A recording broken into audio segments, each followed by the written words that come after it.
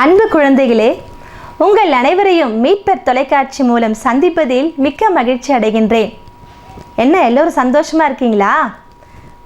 முகத்தை பார்த்தாலுமே தெரியுது ரொம்ப ஜாலியாக இருக்கிறீங்க சொல்லிட்டு, அப்படி தானே?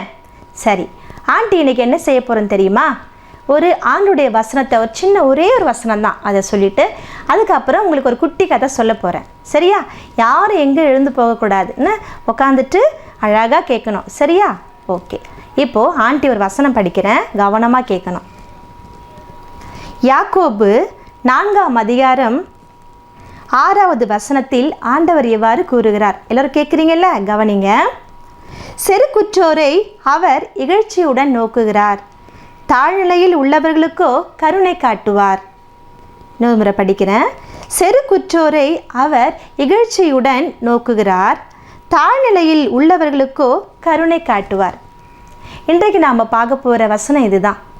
சரி, முதல்ல ஆண்டி அந்த கதையை சொல்லிடுறேன், அதுக்கப்புறம் இது என்னன்னு சொல்லிட்டு நான் சொல்கிறேன். ஒரு காட்டுக்குள்ளே ஒரு மரத்து மேலே ஒரு கிளி உக்காண்ட்ருந்துச்சான். அதே போல் அது பக்கத்தில் இன்னொரு மரத்தில் ஒரு காக்கா உக்காண்ட்ருந்துச்சான். அந்த கிளி என்ன பண்ணிச்சான்? காக்காவை பார்த்து, என்ன காக்கா நீ இவ்வளோ கண்ணங்கரேல்னு அடுப்பு கறி போல் இருக்கிறியே, அசிங்கமாக இது பார்க்குறதுக்கே. என்னை பார்த்தியா?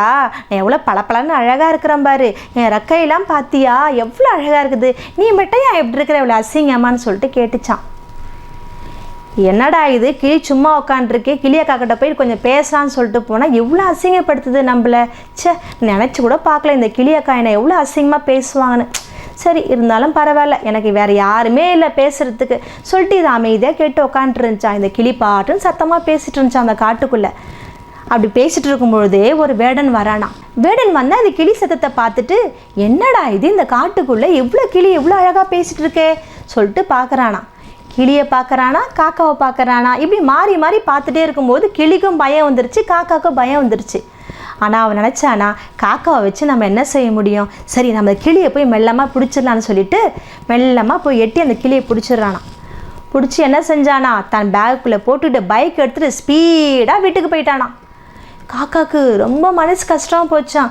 1000 தான் இந்த கிளி திட்டினாலும் நம்ம கிளியக்கா வச்ச இந்த கிளியக்காவை இந்த ஆள் திருடன் தூக்கிட்டு போகிறானே, இவன் என்ன தான் செய்கிறான்னு சொல்லிட்டு பார்க்குறதுக்காக பின்னாடியே பறந்து போச்சான். பறந்து போனால் அவன் என்ன செஞ்சானா, தூக்கிட்டு போன சமயத்திலே அந்த ஒரு கூண்டுக்குள்ளே போயிட்டு அந்த கிளியை அடைச்சி வச்சுட்டானா. அடைச்சி வச்சுட்டு அவன் என்ன செஞ்சானா, ஒரு வசும்பு துண்டை எடுத்துகிட்டு வந்து அதை வாயில் போட்டு தேய்ச்சானா. இந்த காக்கா என்ன செஞ்சா, அந்த மரத்து மேலே உட்காந்துட்டு பார்த்துட்டே இருக்குதான்.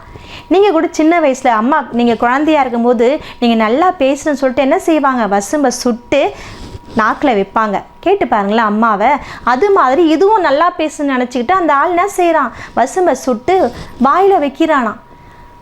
அதுக்கப்புறம் என்ன செஞ்சாலும் யாரோ சொன்னாங்களாம், ஒரு பூண்டை எடுத்து அடிநாக்கில் சுட்டா அது இன்னும் ரொம்ப அழகாக பேசுன்னு சொல்லிட்டு யாரோ சொன்னாங்களாம். அதை கேட்டுக்கிட்டு ஒரு பூண்டை கொண்டு வந்து அந்த அடிநாக்கில் வச்சு சுட்டானா பாரு. இந்த கிளி கீச் கீச் எப்படி இருக்கும் சுட்டா, நீங்களே சொல்லுங்கள், வலிக்கும் தானே? அந்த கிளி கத்துனாலும் விடலையாம். அந்த சுட்ட வேகத்தில் ஒரு குச்சி எடுத்துகிட்டு, ஹேய் குட் மார்னிங் சொல்லு, குட் நைட் சொல்லு, ஏய் சொல்லு கிளி சொல்லு சொல்லு, குட் பை சார் சொல்லிட்டு அடிச்சுக்கிட்டே இருக்கிறானா. அந்த கிளிக்கு தாங்கவே முடியலையாம், தேம்பி தேம்பி அழுவுதான். அப்புறம் இந்த கிளி சொன்ன பாடு இல்லை. அந்த ஆள் என்ன செஞ்சானா, சரி சரி எனக்கு ஒரு வேலை இருக்குது, நான் வெளியே போயிட்டு வந்து உன்னை அப்புறம் பார்த்துக்கிறேன்னு சொல்லிட்டு வெளியே கிளம்பி போயிட்டானா. வீட்டுக்குள்ளே இருந்து அவங்க மனைவி என்ன செஞ்சாங்களா, ஒரு அழகான கோப்பைக்குள்ளே நல்லா தளத்தளன்னு ஒரு பால் சாதத்தை எடுத்துக்கிட்டு வெளியே போயிட்டு கான்னு கூப்பிட்டுட்டு அந்த காக்காவுக்கு வந்து சோறு வச்சாங்களாம். உடனே அந்த கிளியை பார்த்துருக்குது பாருங்கள், அந்த காக்கா ஓடி வந்து என்ன செஞ்சுதான், அந்த பால் சாதத்தை அழகாக சாப்பிட்டு இருந்துச்சான். இதை பார்த்த கிளிக்கு ரொம்ப மனசு கவலையாம். உடனே காக்கா சொல்லிச்சான், என்ன கிளியக்கா என்னை அப்படி பார்க்குறீங்களா, மனுஷனை பார்த்தீங்களா, உங்களை போட்டு கிளி கூண்டில் போட்டு அடைச்சி வச்சுட்டு அவன் பாஷையை பேச சொல்லி உங்களை அடிக்கிறான். இந்த அம்மா என்னடானா என் பாஷையை சொல்லி கான்னு கூப்பிட்டு சோறு வைக்கிறாங்க. இதுதான் உலகம். பார்த்தீங்களா? ஆனால் அதுதான் நம்ம யாரையும் வந்து இகழ்ந்து பேசக்கூடாது கிளியக்கா. ஆண்டவருடைய பார்வையில் எல்லோரும் அழகு தான். அவர் படைச்சதை நம்ம யாருமே நம்ம குறையே சொல்லக்கூடாது. அவங்க அங்கே பார்க்குற பார்வையில் தான் அழகு இருக்குது. போ கிளியக்கா, நீ ரொம்ப என்னை தப்பாக பேசிட்டேன், எனக்கு அவ்வளோ மனசு கஷ்டமாக தெரியுமான்னு சொல்லிட்டு அந்த காக்கா சொல்லிச்சான். அதுக்கு அந்த கிளி சொல்லிச்சான், ஆமாம் ஆமாம், என்னை தயவு செய்து நீ மன்னிச்சிடு காக்கா, நான் இனிமேல் நான் உன்னை அப்படி செய்யவே மாட்டேன், ஏதோ ஒரு இதில் பேசிட்டேன், ப்ளீஸ் ப்ளீஸ் என்னை எப்படியாவது கொஞ்சம் காப்பாற்றேன், அந்த ஆள் வரத்துக்கு முன்னாடி என்னை காப்பாற்றுரு ப்ளீஸ்ன்னு சொல்லிட்டு கெஞ்சிச்சான். காக்கா என்ன செஞ்சுதான், பெருந்தன்மையோடு போயிட்டு முடிஞ்ச அளவுக்கு தலை வச்சு குத்தி ஏதோ பண்ணினா செஞ்சுதான் அந்த கூண்டை வந்து உடச்சிருச்சான். உடனே அந்த காக்காவும் கிளியும் சந்தோஷம் பறந்துக்கிட்டு அந்த காட்டுக்கே போயிட்டு அப்போ போயிடுச்சிங்களாம். அந்த கிளி சொல்லிச்சான், இனிமேல் நம்ம வந்து குட் ஃப்ரெண்ட்ஸாக இருப்போம் அப்படின்னு சொல்லிட்டு சொல்லிச்சான். என்ன குழந்தைங்களே, கதை புரிஞ்சுதா? புரிஞ்சுது தானே? பாருங்கள், அந்த காக்காவை வந்துட்டு அந்த கிளி எவ்வளோ கஷ்டப்படுத்துச்சு இல்லையா, நீ கருப்பாக இருக்கிற, அசிங்கமாக இருக்கிறன்னு சொல்லிட்டு ரொம்ப திமிராக பேசிச்சு. இருந்தாலும் அதை பிடிச்சிட்டு போகும்போது காக்கா என்ன செஞ்சுதான், அதை பார்த்துட்டு வந்துட்டு அமைதியாக இல்லை, என்ன செஞ்சுது, பெருந்தன்மையாக எப்படியாவது போய் நம்ம கிளியாக்காவை காப்பாற்றணும்னு சொல்லிட்டு பின்னாடியே போயிட்டு கிளியை காப்பாற்றவும் செஞ்சிருச்சு. அந்த கிளி பாருங்க, தான் திமிராக பேசுனதுனால அதனுடைய அழகே வந்து என்னாச்சு, அதுக்கு ஆபத்தாக போச்சு. அதுதான் காக்கா சொல்லிச்சான், பாரு உன் அழகு தான் உனக்கு வினையாக போச்சு, என் கருப்பு தான் எனக்கு துணையாக போச்சுன்னு சொல்லிச்சான். பாருங்க, நம்ம யாரையும் வந்துட்டு தன்னிடத்தில் இருக்கிற திறமையை வச்சுட்டு யாரும் நம்ம வந்துட்டு கஷ்டப்படுத்தவோ மனம் புண்படும்படியாக பேசக்கூடாது.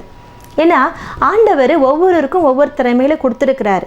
அவர் தானே கொடுத்துருக்கிறாரு, நமக்கு நாமாவே பண்ணிக்கிட்டோமா, திறமை தானே வந்துருச்சா? ஏசப்பா கொடுக்கல நமக்கு திறமை வருமா? என்ன செய்யணும்? அதுக்காக திறமையை கொடுத்த ஏசப்பாக்கு நம்ம என்ன செய்யணும், மனத்தாழ்மையோடு நன்றி சொல்லணும். அதை விட்டுட்டு நான் நல்லா பாடுவேன், நான் நல்லா டான்ஸ் ஆடுவேன், நான் நல்லா வரைவேன், நான் பேசிட்டு இருந்தா அதுக்குள்ளே நான்ன்றதுக்குள்ளே என்ன மறைஞ்சிருக்கு, பெருமை ஆணவம் அடங்கியிருக்கு. அப்படி தானே? ஆனால் நீங்கள் எல்லாம் அப்படி செய்ய மாட்டீங்கன்னு நினைக்கிறேன். ஆண்டவர் உங்கள் எல்லாருக்கும் வந்துட்டு நல்ல திறமையில கொடுத்துருப்பாங்க. அந்த திறமையில குறித்து நம்ம ஆண்டுக்கு என்ன செய்யணும், அனுதினமாக நம்மளை தாழ்த்தி, ஏசப்பா நான் நல்லா பாடுறதுக்கு எனக்கு உதவி செய்கிறீங்களே, நான் நல்லா டான்ஸ் ஆட உதவி செய்கிறீங்களே, நல்லா டிராயிங் பண்ண உதவி செய்யுங்களே சொல்லிட்டு ஏசப்பா என்ன செய்யணுமா, நன்றி செலுத்திக்கிட்டே இருக்கணுமா. அப்படி செலுத்த தான் ஏசப்பா என்ன செய்வாங்களாம், இன்னும் அதிக திறமைகள் நம்மளுக்கு கொடுத்துக்கிட்டே இருப்பாங்களாம். என்ன குழந்தைங்களே, புரிஞ்சுதா கதை? புரிஞ்சிருக்குன்னு நினைக்கிறேன். சரி, ஒரு சின்ன ஜெபம் செய்வோமா? அன்பு இயேசுவே, இந்த மீட்பர் தொலைக்காட்சியின் மூலம் இந்த அன்பு குழந்தைகளை காணும்படியாய் நீ செய்த கிருபைக்காய் உமக்கு நன்றி செலுத்துகிறோம் தகப்பனே. ராஜா, நீர் சொன்னீரே, செருக்குற்றோரை அவர் இகழ்ச்சியுடன் நோக்குகிறார், தாழ்நிலையில் உள்ளவர்களுக்கோ கருணை காட்டுவார் என்ற வசனத்தின் நிமித்தமாய் தேவரீர் என் பிள்ளைகளை நீர் ஆசீர்வதிப்பீராக. தகப்பனே, என் பிள்ளைகளுக்கு ஆண்டவரே அப்படிப்பட்ட கனிகளை, ஆவியின் கனிகளை தாழ்மையாய் தன்னை தாழ்த்தி அனுதினமாய் ஆண்டவரை தேடவும், அவர்களுக்கு நீர் கொடுத்த ஆண்டவரை திறமைகளுக்காக அனுதினமும் உமக்கு நன்றி செலுத்தும் ஒரு நல்ல உள்ளத்தை தேவரே நீர் இன்று கற்றுக் கொடுத்தீரே சுவாமி, உமக்கு நன்றி ராஜா. ராஜா, அவர்கள் எந்நேரமும் எப்பொழுதும் கர்த்தருக்குள் அகமகிழ்ந்து உம்மை துதித்து பாட தேவரை கிருபை செய்யுங்க ஆண்டவரே. எந்த சூழ்நிலையும் ஆண்டவரே அடுத்திருப்போரினுடைய மனதை புண்படுத்தாதபடிக்கு தேவரே என் பிள்ளைகள் ஆண்டவரை ஆளாகாதபடி தேவரே கிருபையாய் சுவாமி, என் பிள்ளைகள் ஆவியின் கனிகளால் நிறைத்து என் பிள்ளைகளை ஆசீர்வதிக்கும்படியாய் ஒவ்வொரு பிள்ளைகளும் தாழ்த்தி ஒப்பு கொடுக்கிறேன் கர்த்தாவே. ராஜா, அவர்கள் எதிர்காலத்தை நீங்கள் ஆசீர்வதிங்க, என் பிள்ளைகளுக்கு சுகத்தை கொடுங்க சுவாமி. அப்பா, என் பிள்ளைகள் ஆண்டவரே எதிர்காலத்திலே ஆண்டவரே நீர் உம்முடைய சித்தத்தின் பிரகாரம் ஆண்டவரே நீர்களை ஆசீர்வதித்து ஆண்டவரே பெற்றோர்களுக்கும் உமக்கும் உரிய பிள்ளைகளாய் உகந்த பிள்ளைகளாய் வாழ தேவனை கிருபை செய்யும்படியாய் அப்பா எங்களை தாழ்த்தி ஒப்பு கொடுக்கிறோம். அப்பா, இந்த டிவி நிகழ்ச்சியை பார்த்து கொண்டிருக்கிற ஒவ்வொரு பிள்ளைகளுக்கும் விசேஷ ஞானத்தை கொடுங்க சுவாமி. இன்னும் அதிகமான ஆசீர்வாதங்களை கொடுத்து ஆண்டவரே அவர்கள் வாழ்க்கையில் உயர்ந்திருக்க சிறந்திருக்க தேவனை கிருபை செய்யும்படியாய் உடைய சமூகத்தை அந்த குழந்தைகளை தாழ்த்தி ஒப்பு கொடுக்கிறோம் சுவாமி. ராஜா, நீ ஜெபத்தை கேட்டிருக்காய் நன்றி, பதிலை தரப்போருக்காய் நன்றி சுவாமி. மீட்பர் இயேசுவின் மூலம் ஜெபம் கேளும் ஜீவனுள்ள நல்ல பிதாவே. ஆமேன், ஆமேன், ஆமேன். என்ன குழந்தைகளே, நாளைக்கும் ஆண்டி இதே மாதிரி ஒரு குட்டி கதையோட உங்களை மீண்டும் சந்திப்பேன். சந்திக்கலாமா? பாய்.